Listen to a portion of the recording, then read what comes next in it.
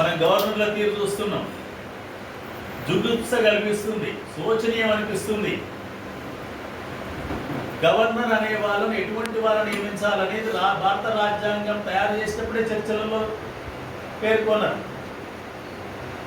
గవర్నర్గా అపాయింట్ అయిన వ్యక్తి ఎవరు కూడా రాజకీయాలకు అతీతంగా ఉండాలి, రాజకీయాల జోలికి పోవద్దు,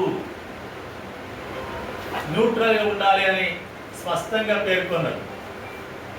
మన తెలంగాణ గవర్నర్ చూస్తే నాకు నవ్వు వస్తుంది.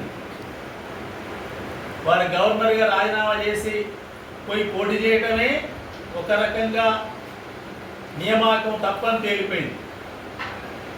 అది కాక తగుదునమ్మా అని చెప్పి మళ్ళీ తెలంగాణకు వచ్చి బీజేపీ అభ్యర్థిని గెలిపించండి అని ప్రచారం నిన్నమన్న చేసిందంటే ఇంతకంటే గవర్నర్ వ్యవస్థను భ్రష్టు పట్టించడం మరొకటి ఉండదు. కేరళలో ఒక గవర్నర్ చూసాం మనం, రోడ్డు మీదకి వచ్చి ధర్నా చేస్తాను కూర్చున్నాడు. తమిళనాడు గవర్నర్ చూస్తున్నాం, ఢిల్లీలో లెఫ్టినెంట్ గవర్నర్ పని విధానం చూస్తున్నాం. గవర్నర్ వ్యవస్థనే చీకొట్టే రకంగా పరిస్థితి ఉంది. అంటే కేంద్రాల్లో ఉన్న బీజేపీ పార్టీ కార్యకర్తలాగా వ్యవహరిస్తున్నాం తప్ప భారత రాజ్యాంగం ప్రకారం ఎన్నికైన వ్యక్తులుగా, నియామకమైన వ్యక్తులుగా లేరు. ఇది మంచిది కాదు.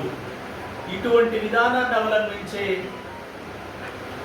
మోదీ సర్కార్ను మళ్ళీ తీసుకురావడం అనేది భారత ప్రజలకు ఇష్టం లేదు.